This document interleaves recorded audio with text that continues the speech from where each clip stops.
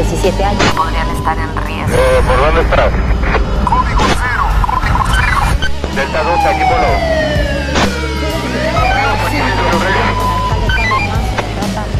Sí, adelante.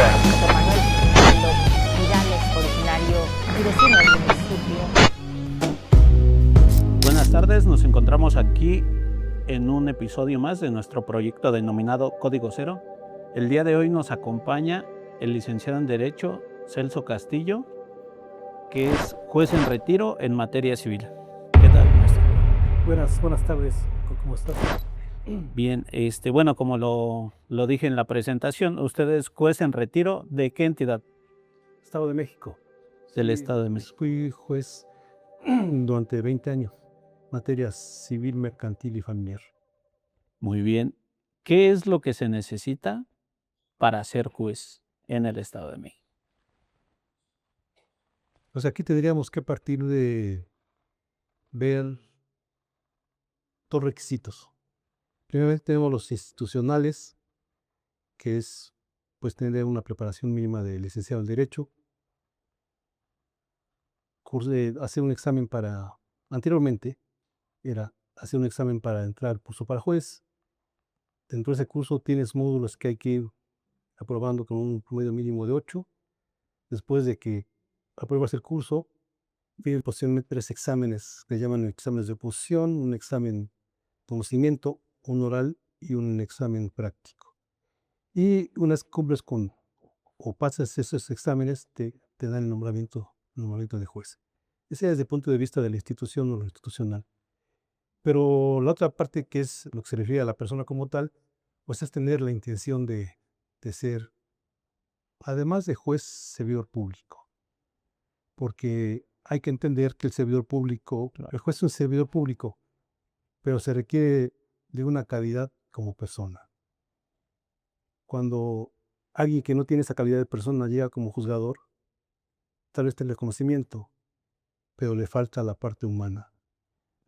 Uno de los primeros defectos o de las primeras situaciones que se presentan en un juzgador es pues, sentir ese poder que ha llegado a ese cargo porque es una persona única, porque tiene más conocimientos que los demás, porque está por encima de los demás, cuando el llegar a ser juez implica lo contrario, ¿no?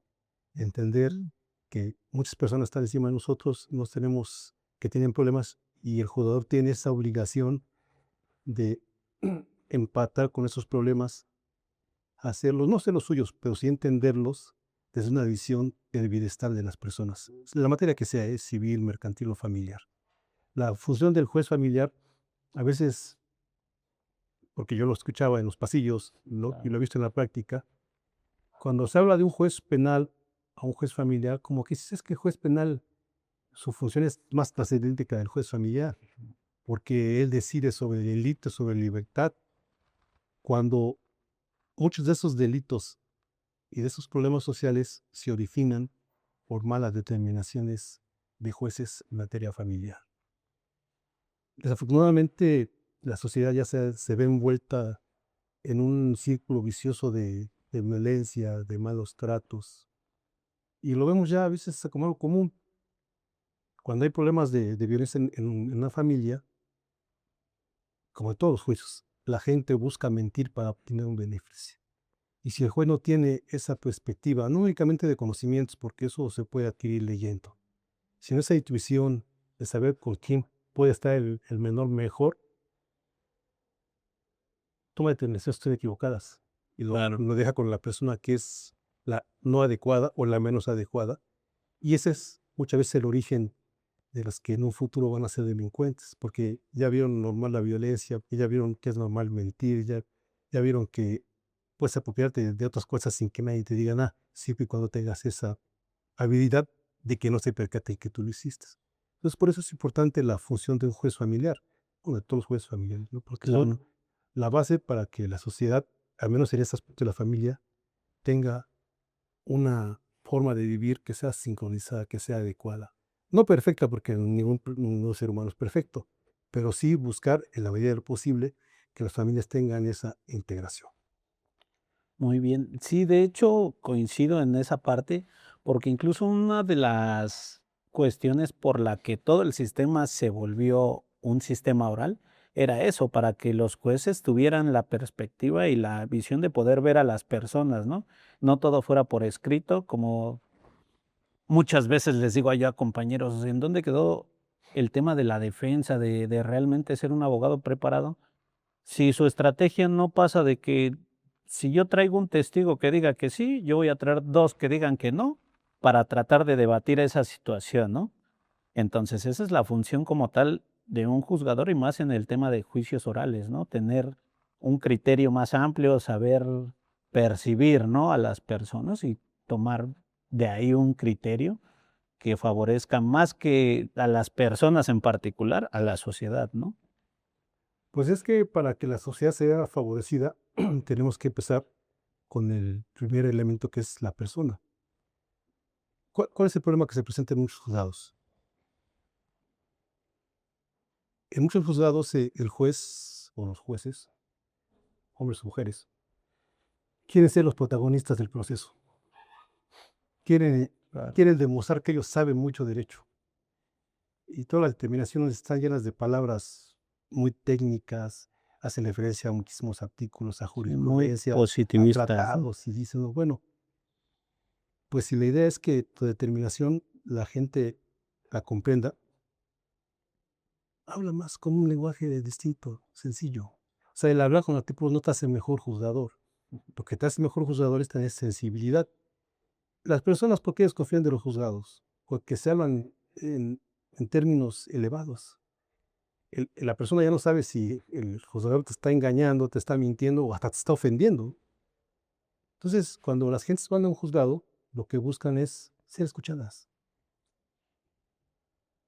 Dentro de los procesos, del proceso familiar en el Estado de México, hay una etapa que se llama etapa de conciliación en la universidad. Ahora, muchas veces por alegando carga de trabajo y exceso de actividades, se dice en la universidad, a ver, ¿usted qué propone? ¿Usted qué propone? No, pues no estoy de acuerdo, no estoy de acuerdo, se acabó. Y la gente, a mí me llegó a comentar la gente, nos queremos que nos escuche. Yo como, bueno, la mujer dice, y en mi casa, esta persona me pega, me agrede, mis hijos me gritan, y vengo al juzgado y en el juzgado me calla. Entonces, ¿en qué parte yo tengo un espacio para decir lo que siento? No quiero llegar a una conciliación, pero sí quiero que me escuchen lo que tú decías de viva voz. Claro, porque los escritos los hacen los abogados, no las partes. Y los abogados usan términos técnicos para que el contrario vea que sí sabe de derecho. Pero muchas veces esa complejidad no es en sí el problema. La gente quiere ser escuchada. Entonces, si el juzgador únicamente hace alarde de conocimientos jurídicos y habla de técnicas, de tantas cosas, no, a la gente hay que explicarle de una forma sencilla. Yo muchas veces en los puntos de conciliación decía a las partes, porque siempre es el argumento, cuando un niño está en conflicto, es el interés superior del niño. Ya no hasta de jurisprudencia las partes, porque el abogado ya los instruyó. Y uno le preguntaba a alguien, bueno, ¿y qué es el interés superior del niño? Es que hay una convención y la constitución. Por eso, pero usted dígame qué es. Sí, explícitamente es. Y me repetía lo mismo, ¿no? Y me dijo, entonces, explíqueme, ¿no? Así, explíqueme. Le dije, mire, el interés superior del menor, nos quitamos de convenciones, de constitución, de leyes. Es que el niño esté bien. Ah, pues sí, es que así es de sencillo. ¿Qué necesitamos para que el niño esté bien? Pues que las personas que están obligadas a cuidarlo cumplan con ese deber. Y si no, para eso está el juzgado. Pero el juzgador debe ser una persona, no un libro con pies. Porque el libro con pies o con papel con pies no sirve, porque no se siente. Yo hace referencia a que tenemos que ser sensibles. Y la sensibilidad no nace del conocimiento, nace del ser humano. Yo trabajé mucho tiempo en juzgados civiles, únicamente civiles. Y cuando me mandaron ya a juzgados familiares, entré en una descompensación, porque yo era muy lineal en mis ideas, porque venía de una formación meramente civil. Y en familiar me encontré que eso no Sí, funciona. hay que tener un criterio más amplio. Porque Claro, efectivamente. la protección del menor implica muchas cosas, no nada más lo que dice la ley. La ley es el suelo, que el techo no lo tenemos. Entonces, cuando uno quiere leer una norma en materia familiar a la letra y aplicarla a la letra, te olvidas de que hay seres humanos atrás de esa norma. También en los contratos civiles hay seres humanos, pero no es una afectación patrimonial que no trasciende tanto como una afectación familiar. Es lo que yo comentaba, una mala determinación implica que la persona no se afecte ahorita, se afecte mañana, pasado y toda su vida, a veces sin exagerar. Por eso es importante que se tenga esa sensibilidad, no únicamente el conocimiento de las normas. Sirva, por ejemplo, más bien sirva de ejemplo una situación de un asunto que tuve oportunidad de conocer ya iniciado, donde estaban peleando la guarda y custodia de los menores.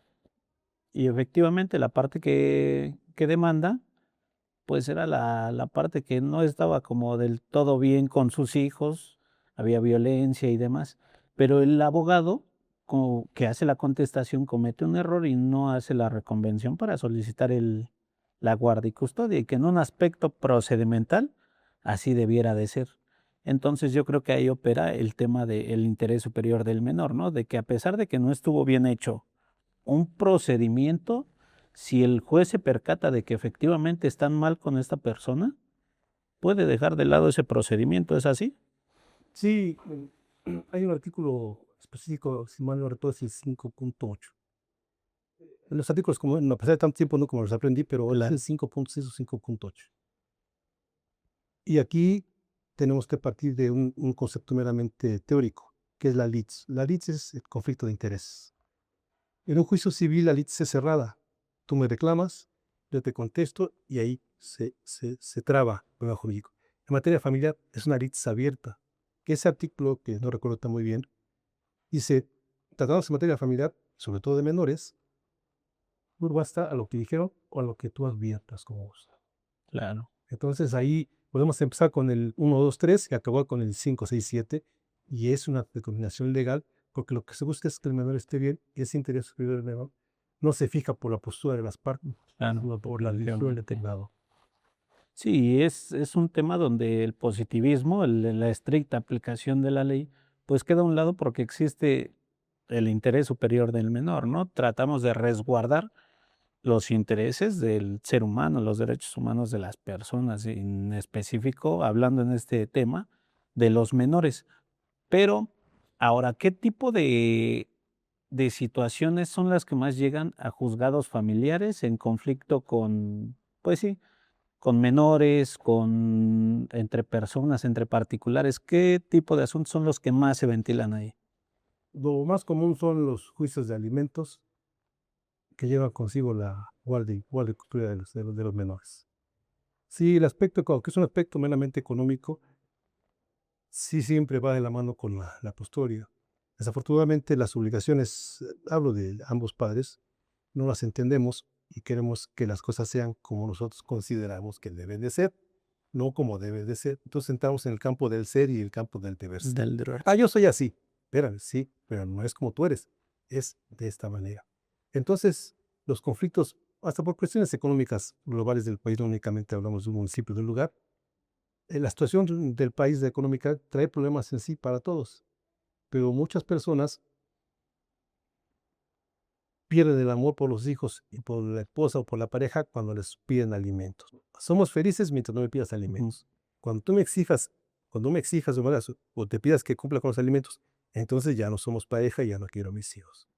Entonces esa es la problemática mayor que siempre observé, las cuestiones económicas que se reflejan en los alimentos, y una consecuencia es pues quien debe tener la guardia y custodia porque hay separación, y los alimentos.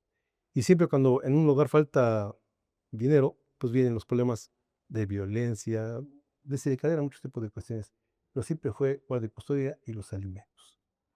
Yo creo que la obligación inicia incluso desde el abogado, ¿no? Que llegas y consultas, explicas o expones tu situación y que tiene la obligación de darte a conocer cuáles son tus obligaciones y cuáles son tus derechos, ¿no? Que muchos por ganar el asunto o por que les den el trabajo, les dan la razón al momento a sus clientes y después las cosas no resultan como debieran de ser, ¿no? Y tratándose de materia familiar, pues deben de entender que el derecho pues es bipartito, ¿no? Que hay derechos, hay obligaciones y muchas veces el no cumplir con esas obligaciones pues trae consecuencias legales más grandes, ¿no? Sí, tú haces referencia a un punto muy importante.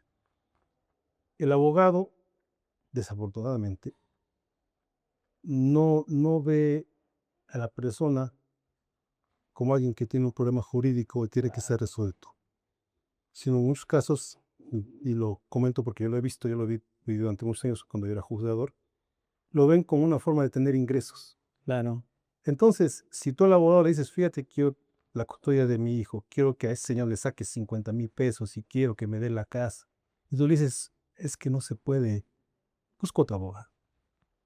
¿Qué hace el abogado? Sí, soy experto en esa materia y yo te aseguro que va a ser de esta forma. Cuando el abogado precisamente ahí entra una situación de preparación y de principios. Claro. Primero, el abogado que está bien preparado sabe lo que se puede y lo que no se puede. Y los principios. Bueno, está bien. Yo sé que si te digo que en vez de 10 tienes derecho a 4, no te puedo cobrar 10, te puedo cobrar 3 para que te quede agua. Pues hablando, o sea, claro, sí. números. Pero si yo te digo que sí a lo que tú me dices que yo te voy a cobrar más de lo que tendría derecho yo a cobrar realmente, porque no te voy a dar solución de la forma que tú quieres que te solucione el problema. Pero ese principio no lo tiene el abogado y desafortunadamente es muy común. Es que ahora muchos abogados ven la abogacía como una forma únicamente de tener ingresos. Yo tengo la idea de que todos los abogados, cuando se titulan en cualquier institución, sea pública o privada, les deben de leer la carta del abogado, ¿no? Los El deberes del decálogo abogado. del abogado. No trata de decálogo, hay un texto que te leen donde te dicen, tú como abogado, pues vas a adquirir obligaciones, la gente va a poner en tus manos su libertad, su vida, su familia, su patrimonio. Y decimos que sí, cuando lo oímos estamos muy contentos con la titulación, pero nos olvidamos de eso. Claro. ¿Por qué? Porque a veces decimos, bueno, o pienso en la gente o pienso en mí. Entonces, es importante que el abogado tenga conciencia de que esto es un proceso, o sea, en el aspecto económico me refiero, proceso de tiempo para que empieces a ganar clientes y a tener dinero.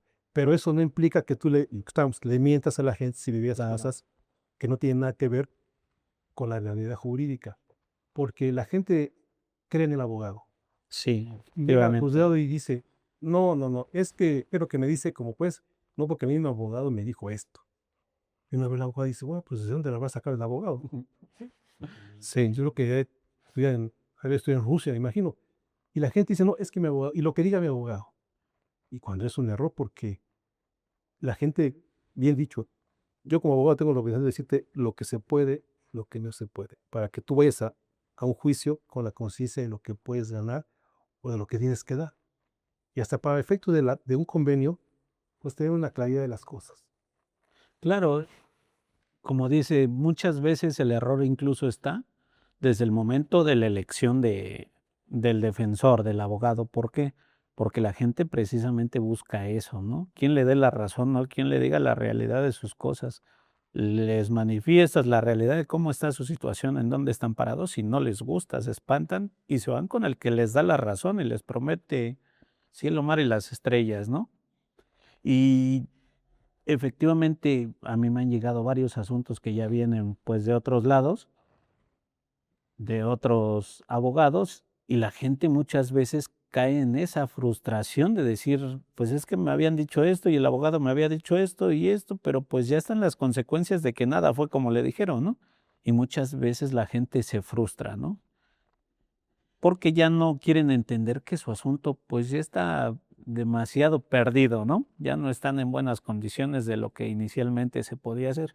Yo les digo, bueno, al final no es culpa de ustedes, porque ustedes no están obligados a conocer de derecho, no están obligados a conocer del procedimiento, para eso contratan a un especialista, ¿no?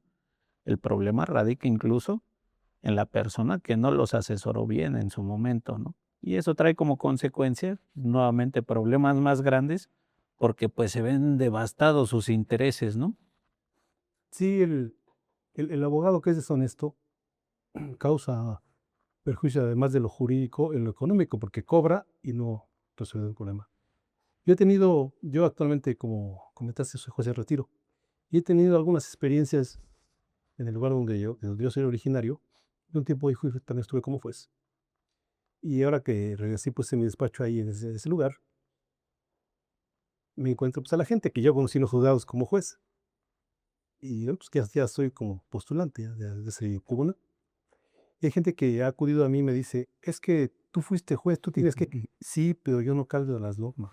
Claro. Yo una vez le decía a alguien: "Es que a mí me obligaban a hacer lo correcto, no lo incorrecto". O sea, o la ley, bueno, como juzgador tengo el deber de hacer lo correcto, no lo incorrecto.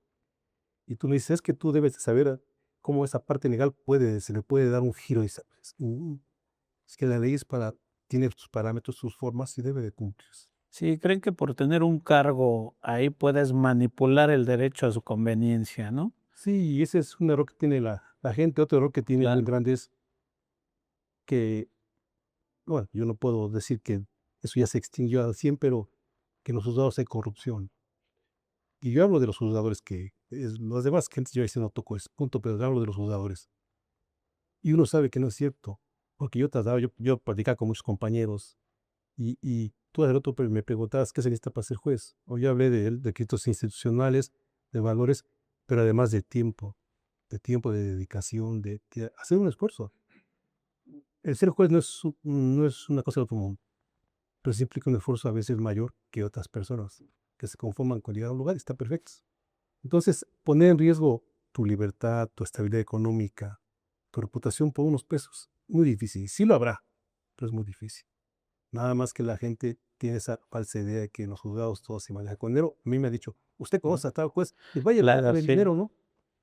No, es que no es de que le ofrezca dinero, ¿no? Porque aparte yo no lo haría, ¿no? ¿Por qué? Porque yo estuve ahí y yo respeto ese cargo. Y además, aunque usted le diera 1,000 pesos o 50,000, eso no soluciona el problema, porque arriba de un juez está unos magistrados que revisan sus actuaciones y arriba de los magistrados están tribunales federales que revisan las actuaciones, y si algo se hiciera incorrecto, alguien va a corregir la plana, ¿no? Entonces, no le de su dinero, no le creamos abogados mentirosos. El asunto tiene que salir de acuerdo a la ley si usted tiene la razón. Si no, no se trata. Sí, no le mueva por así al lado, ¿no? Ahora, ¿qué tipo de colaboración lleva a cabo un juzgado civil, un juzgado familiar, con otras instituciones del sistema de procuración de justicia? Bueno, es que aquí tenemos que establecer, por ejemplo, hablando de materia familiar, está el DIF. Claro, Entonces, que es una dependencia que se dedica precisamente a la situación de la familia. Y nosotros nos apoyamos mucho en el ENDIC cuando tenemos que dar cursos de escuela para padres, de alguna sensibilidad, porque el tribunal no tiene, bueno, en su momento, cuando yo estaba, no tenía esas áreas. Entonces tenemos que acudir al DIC para que ellos faciliten espacios, para que sean prácticas para padres, para que ellos vayan dando pláticas en diferentes áreas para sensibilizarlos en cuanto a sus derechos y obligaciones.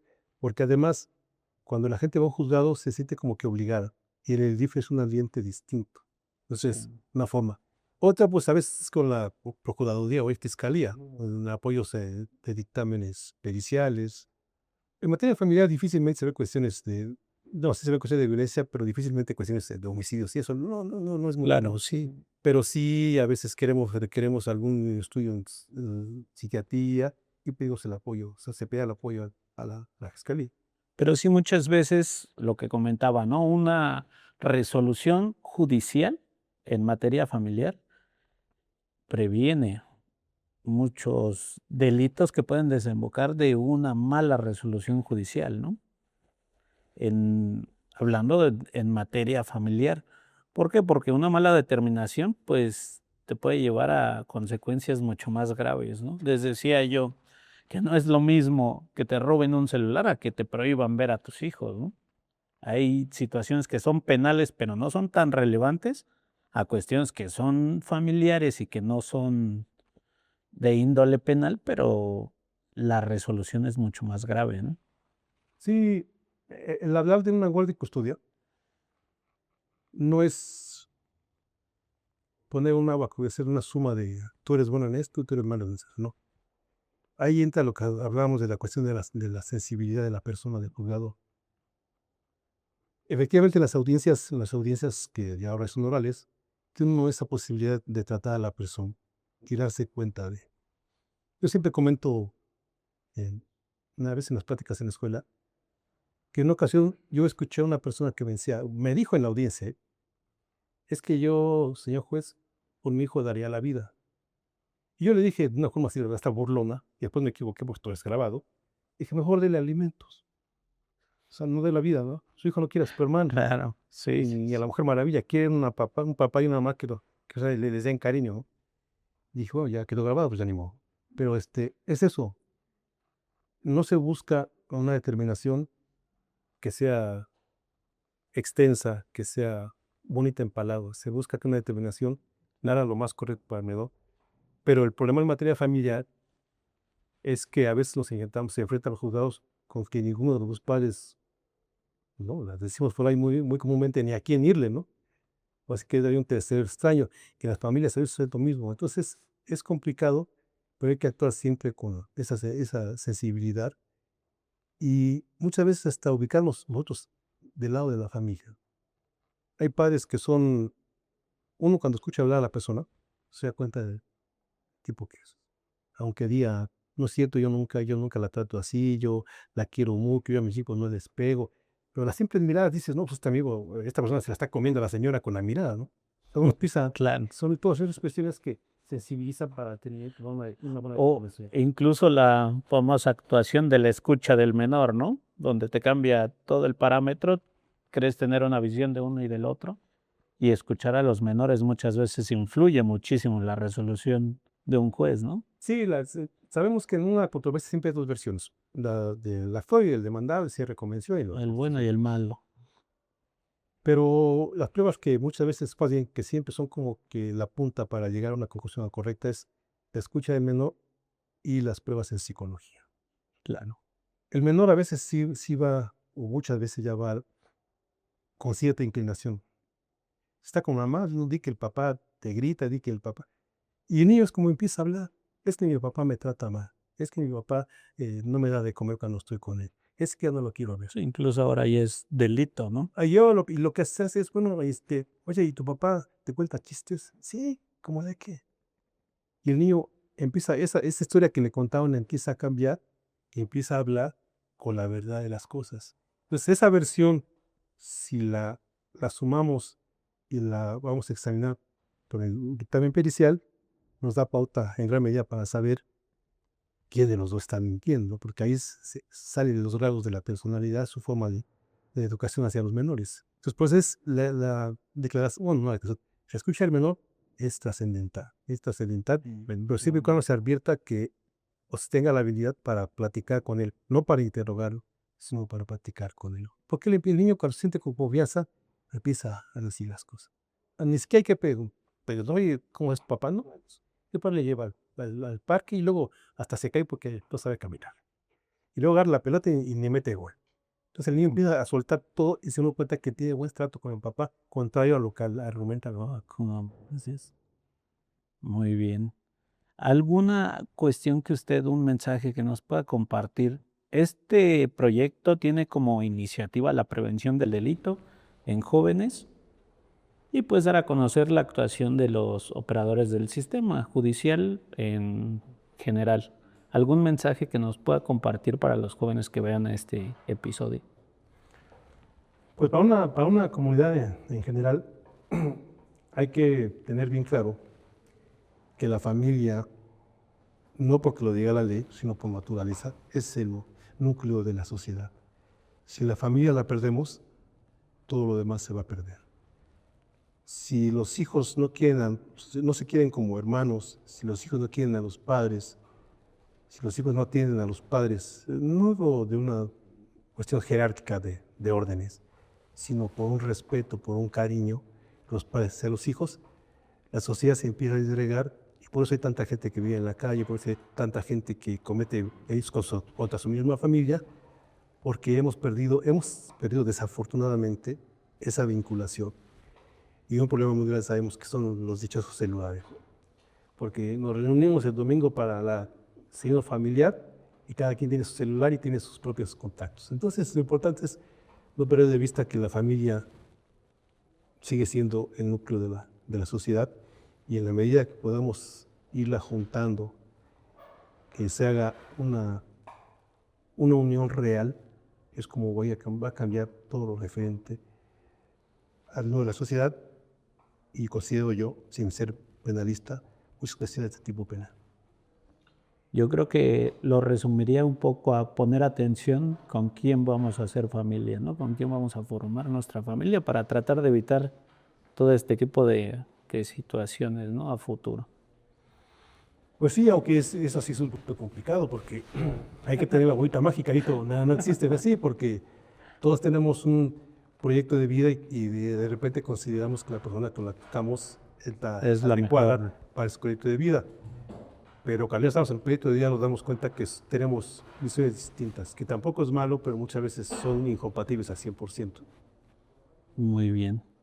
Pues muchas gracias por esta entrevista y esperemos esto llegue a quien tenga que llegar. Gracias.